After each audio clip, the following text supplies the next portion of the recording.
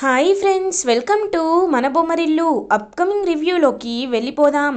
భూమి గగన్ వాళ్ళ ఇంటికి వచ్చి గవర్నమెంట్ తరపున మన డ్యాన్స్ అకాడమీకి రికగ్నిషన్ కావాలి అంటే నువ్వు కూడా రేపు నాతో పాటు రావాలి బావా, నువ్వు నా పార్ట్నర్వి కాబట్టి నీ సిగ్నేచర్ కూడా ఉండాలి అని చెప్పడంతో గగన్ నీ కోసం కాదు మా శోభాచంద్ర అత్తయ్య కోసం వస్తాను అని మాటిస్తారు. భూమి చాలా హ్యాపీగా ఇంటికి బయలుదేరుతుంది. ఇదంతా దూరం నుండి గమనిస్తుంది. అప్పుడే ఇంటికి వచ్చిన తార. అంటే ఈ భూమి మళ్ళీ గగన్ దగ్గరికి వస్తుందన్నమాట. ఈ విషయాన్ని ఆ భూమి ఇంట్లోనే పెడితే అప్పుడు అప్పుడు ఉంటుంది అని అపూర్వ దగ్గరికి బయలుదేరుతుంది తార. వెళ్ళి ఆ భూమి మీ మాట వింటుంది అనుకున్నాను, మీ కంట్రోల్లో ఉంటుంది అనుకున్నాను, కానీ ఎక్కడ ఉంది? లేదు కదా. నాకు ఆ విషయం బాగా అర్థమైంది. భూమి నీవెంత వద్దని చెప్పినా, ఆఖరికి మీరు వార్నింగ్ ఇచ్చినా ఇంకా ఇంకా మా గగన్ గారి ఇంటికి వస్తూనే ఉంది. ఆ విషయాన్ని నేను ఇవాళే అందరి ముందు భూమిని నిలదీయాలనుకుంటున్నాను అనేసరికి అపూర్వ అక్కడికి వస్తుంది. ఏంటి? అవునా? నీకో విషయం తెలుసా? ఈ విషయాన్ని మనం ఎవ్వరం నిలదీయాల్సిన అవసరమే లేదు.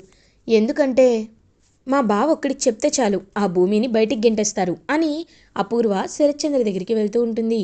ఇది ఇలా ఉండగా శరత్చంద్ర క్యాబిన్లో కూర్చుని ఉంటే శరత్చంద్రకి సిఐ కాల్ చేస్తారు. కాల్ చేసి ఇంకలా మాట్లాడుతూ ఉంటారనమాట. సార్, ఆ రోజు భూమి పూజలో మీ ఫ్యాక్టరీ ల్యాండ్లో ఒక అస్థిపంజరం స్కెల్టన్ దొరికింది. ఆ స్కెల్టన్ మీ వైఫ్ శోభాచంద్ర గారిదా అని మాకు డౌట్ వచ్చింది. ఆ డౌట్ని మేము క్లారిఫై చేసుకోవడానికే డిఎన్ఏ టెస్ట్ అనేది జరిపించాం. ఆ డిఎన్ఏ టెస్ట్ పాజిటివ్ అని వచ్చింది. అంటే ఆ స్కెలిటన్ ఎవరిదో కాదు, శోభాచంద్ర గారిదే. ఖచ్చితంగా అది యాక్సిడెంట్ అయితే కాదు, అది ప్రీ ప్లాన్డ్ మర్డర్ సార్. ఆ మర్డర్ ఎవరు చేశారో ఇంకా పక్కా ప్రూఫ్తో మీ ముందుకు తీసుకొస్తాను అని సిఐ శంకర్ చెప్తారు.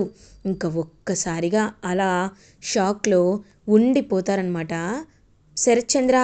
ఇంక భూమి ఆ రోజు చెప్పిన మాటల్ని గుర్తు చేసుకుంటారు. గుర్తు చేసుకొని, అంటే ఆ రోజు భూమి చెప్పింది నిజమేనన్నమాట. కరెక్ట్గా అప్పుడే అపూర్వ శరత్చంద్ర దగ్గరికి వస్తుంది. బావా, ఆ భూమి ఏం చేసిందో తెలుసా అననేలోపు, తనేం చేసిందో పక్కన పెట్టు, ముందు నువ్వేం చేశావో చెప్పపూర్వ అని అంటారు. ఒక్కసారిగా ఇంకా అలా షాక్లో ఉండిపోతుంది అపూర్వ.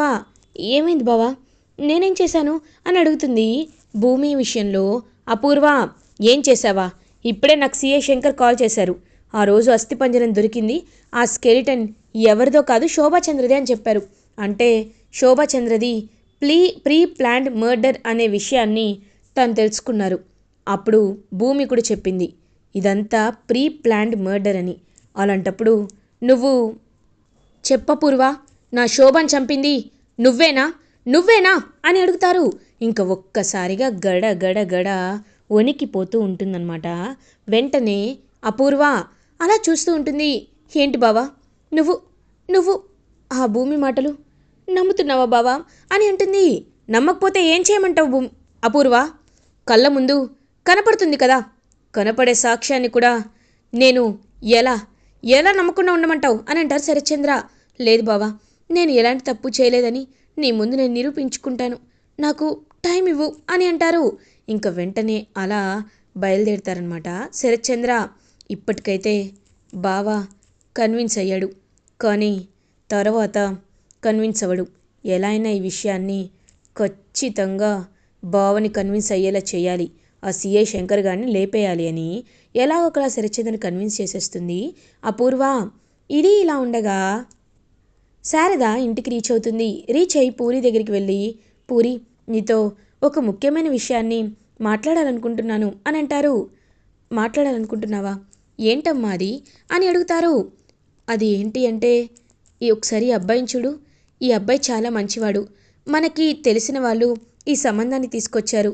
ఆ ధృవతో నీ పెళ్ళి ఎందుకమ్మా, వాళ్ళ చెల్లెల్ని చేసుకుంటేనే నిన్ను చేసుకుంటాను అని కండిషన్ పెట్టినవాడు.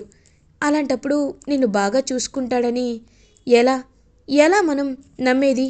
కాబట్టి నువ్వు ఇతన్ని చేసుకున్నావనుకో, అప్పుడు అప్పుడు నిన్ను బాగా చూసుకుంటాడు అని అంటారు.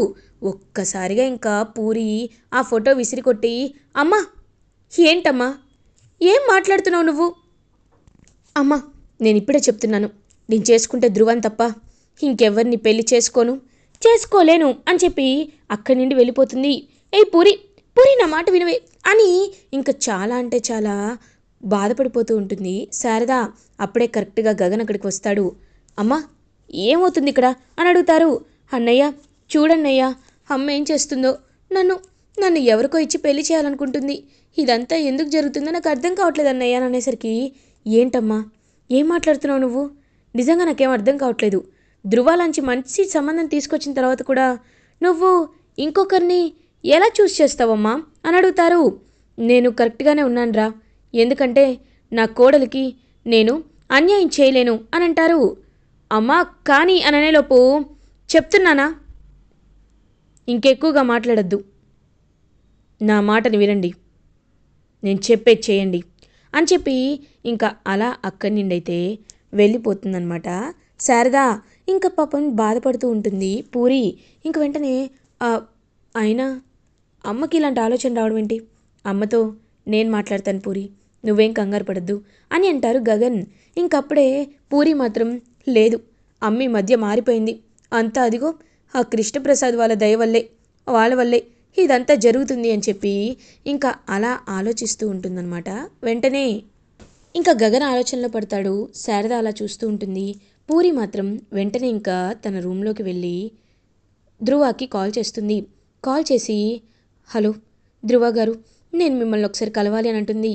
ఏంటి ఈ టైంలోనా అని అంటారు. అవును ఈ టైంలోనే, ఎందుకంటే నేను అర్జెంటుగా కలవాలి, లేకపోతే నా ప్రాణం పోతున్నట్టు అనిపిస్తుంది అని అంటారు. అలాంటిదేమీ లేదు, నేను ఇప్పుడే వస్తున్నానని చెప్పి ఇంక బయలుదేరుతూ ఉంటారు. ఎక్కడికన్నయ్య అని అడుగుతారు. ఏం లేదమ్మా ఇప్పుడే వస్తానని చెప్పి ఇంకలా ధ్రువ అయితే పూరిని ఒక ప్లేస్లో మీట్ అవుతారు. నాకు నాకు చాలా భయంగా ఉంది. మా అమ్మ, మనం ఇప్పుడే పెళ్లి చేసుకుందాం, లేకపోతే మా అమ్మ మీకిచ్చి పెళ్లి చేయదు అని అంటారు. ఒక్కసారిగా షాక్లో ఉండిపోతారనమాట ధ్రువ. ఏం మాట్లాడుతున్నావు పూరి నువ్వు? అయినా ఇప్పుడు పెళ్లి చేసుకోవడం ఏంటి అని అంటారు. అవును మీరు లేకపోతే నేను చచ్చిపోతాను, మన ఇద్దరు ఇప్పుడు పెళ్లి చేసుకుంటేనే అందరికీ మంచిది, లేకపోతే ఖచ్చితంగా మా అమ్మ నన్ను వేరే వాళ్ళకిచ్చి పెళ్లి చేసేస్తుంది. ఇది మన మంచి కోసమే అడుగుతున్నాను, ప్లీజ్ నా మాట వినండి, నన్ను పెళ్లి చేసుకోండి అని పూరి అడుగుతుంది. ఇంక వెంటనే ధ్రువకి కూడా ఏం చేయాలో అర్థం కాదు.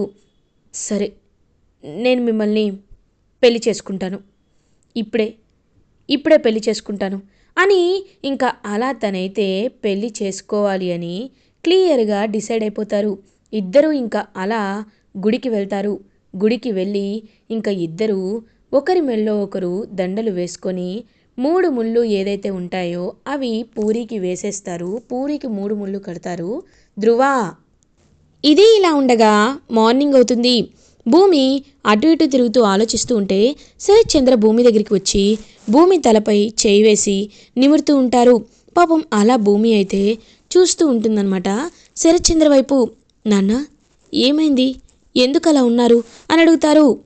ఏం లేదమ్మా భూమి, నువ్వు చెప్పేది నువ్వు అపార్థం చేసుకొని చెప్తున్నావా లేకపోతే కాదా అనే విషయాలు నాకు తెలీదు, కానీ మీ అమ్మని ఎవరో బలవంతంగా చంపేశారని తెలిసినప్పటి నుండి నా రక్తం మరిగిపోతుంది. ఖచ్చితంగా వాళ్ళెవరో సిఐ శంకర్ 2 రోజుల్లో చెప్తానన్నాడు, అది తెలిస్తే వాళ్ళు అయిపోయారు నా చేతిలో అని చెప్పి ఇంకా అలా శరత్చంద్ర కోపంతో ఊగిపోతూ ఉంటే చాలా హ్యాపీగా ఫీల్ అవుతుంది భూమి. ఇది ఇలా ఉండగా శారద పరిగెత్తుకుంటూ గగన్ దగ్గరికి వస్తుంది. రే గగన్, నీకు ఒక ముఖ్యమైన విషయం చెప్పాలరా, మన పూరి కనిపించట్లేదురా అని అంటారు. అమ్మా ఏం మాట్లాడుతున్నావు, పూరి కనిపించకపోవడం ఏంటి, ఏమైంది పూరికి అని అడుగుతారు. నాన్న నాకు అదే అర్థం కావట్లేదురా, పూరి ఎక్కడికి వెళ్ళిందో, ఫోన్ చేస్తున్నా లిఫ్ట్ చేయడం లేదు, నాకు భయంగా ఉందిరా అని అంటారు. అమ్మ నువ్వేం కంగారు పడద్దు, నేనున్నాను కదా, నేను వెళ్ళి వెతుకుతాను ఒక నిమిషం అని చెప్పి ఇంకా అలా వెంటనే బయలుదేరబోతుంటే అప్పుడే వాళ్ళ ఇంటి ముందుకి ఒక కార్ వచ్చి ఆగుతుంది. ఆ కార్ నుండి ధ్రువ అండ్ పూరి ఇద్దరూ పెళ్లి చేసుకొని కిందకి దిగి వస్తూ ఉంటారు. వాళ్ళని చూసి ఒక్కసారిగా షాక్లో ఉండిపోతారు గగన్, శారద. ఇంకలా పూరి శారద ముందు పొగరుగా వచ్చి నించుంటుంది. నించుని, అమ్మా నాకు వేరే వాళ్ళకిచ్చి పెళ్లి చేస్తానన్నావు కదా, చూడు నేను ధ్రువానే పెళ్లి చేసుకున్నాను, నాకు ధ్రువ అంటేనే ఇష్టం, ప్రాణం, కాబట్టి నేను ధృవానే కోరుకున్నాను, ధృవానే పెళ్లి చేసుకున్నాను. అర్థమైందా అని ఇంకా అలా అక్కడి నుండి అయితే లోపలికి వస్తూ ఉంటే ఒక్కసారిగా ఇంకా ధృవ చూస్తూ ఉంటారు. మీరు ఏమీ కంగారు పడకండి, నేను మంచివాణ్ణి కాబట్టి మీ చెల్లెలి మెల్లో తాళి కట్టాను. కానీ మీరు ఖచ్చితంగా నా నా చెల్లెలి మెల్లో తాళి కట్టాలి అని నేను కోరుకుంటున్నాను. ఒకవేళ తాళి కట్టకపోతే మాత్రం ఏం జరుగుతుందో నేను చెప్పలేను. మీరే అన్నీ తెలుసుకోవాలి అని చెప్పి ఇంకా అలా అక్కడి నుండి అయితే లోపలికి వస్తారు. అదంతా చూస్తూ ఉంటాడు గగన్. పూరి, అన్నయ్య నేనేమైనా తప్పు చేశానా అని అడుగుతుంది. లేదు, నువ్వు ఎలాంటి తప్పు చేయలేదు, నువ్వు మంచే చేసావు అని ఇంకా అలా పూరిని లోపలికి తీసుకొస్తాడు పాపం గగన్. ఇది ఇలా ఉండగా తార గగన్ వాళ్ళ ఇంటికి రీచ్ అవుతుంది. రీచ్ అయ్యి, ఏంటి అన్నయ్య నువ్వు పెళ్లి చేసుకున్నావా, ఈ విషయాన్ని నాకెందుకు చెప్పలేదన్నయ్య అని అడుగుతారు. ఎందుకు అంటే సడన్గా చేసుకోవాల్సి వచ్చిందమ్మా, ఏం చేస్తాను చెప్పు అని అంటారు. అన్నయ్య కానీ నువ్వొకటి మర్చిపోతున్నావు. హో, ఓ గగన్ నా మెళ్ళో తాలి కట్టకపోతే, ఈలోపు భూమి విడాకులు ఇవ్వకపోతే అని అంటారు. ఏముందమ్మా, గగన్కి పుండుపై కారం చెల్లినట్టు ఈ పూరిని టార్చర్ పెట్టడమే అని అంటారు ధృవ. ఒక్కసారిగా తార అలా చూస్తూ ఉంటుంది. అన్నయ్య అని అంటుంది. అవునమ్మా, నాకు నీకంటే ఎవ్వరు ఎక్కువ కాదు, కాబట్టి నిన్ను ఖచ్చితంగా బాధ పెట్టకుండా చూసుకోవాలని నేను కోరుకుంటున్నాను. గగన్ నిన్ను పెళ్లి చేసుకోకపోతే నేను ఆ పూరిని అర్ధాంతరంగా వదిలేస్తాను. అప్పుడు ఖచ్చితంగా పూరి ఒంటరిగా పెళ్ళి అయిపోయిన భర్త వదిలేసిన అమ్మాయిగా నిలిచిపోతుంది. అదే కదా గగన్కి అవమానం అని అంటారు. ఇంకా ఒక్కసారిగా తార నవ్వుతూ ఉంటుంది. వావ్, నిజంగా నీలాంటి ఒక అన్నయ్య ఉండడం నా అదృష్టం అన్నయ్య అని చెప్పి ఇంకా అలా హ్యాపీగా ఫీల్ అవుతుందన్నమాట తనైతే తార. ఇంకప్పుడే అదంతా దొంగచాటుగా వినేస్తుంది పూరి. విని ఒక్కసారిగా షాక్లో ఉండిపోతుంది. ఎందుకంటే ఇంక పూరికి షాక్ అయిపోతుందన్నమాట. అంటే నన్ను వదిలేద్దామని అనుకుంటున్నారన్నమాట. ఇది ఇది నేను ఎంతో ఎంతో తప్పు చేశాను. ఈ తప్పుని నేను ఎలా సరిదిద్దుకోవాలి? ఛా అని ఎంత స్వార్థపరుడో, తన చెల్లెల కోసమే తను పెళ్లి చేసుకున్నాడు, కానీ తనపై ప్రేమతో కాదు అనే విషయాన్ని తెలుసుకొని చాలా అంటే చాలా ఇరిటేటింగ్గా ఫీల్ అవుతూ వెక్కి వెక్కి ఏడుస్తూ ఉంటుంది పూరి.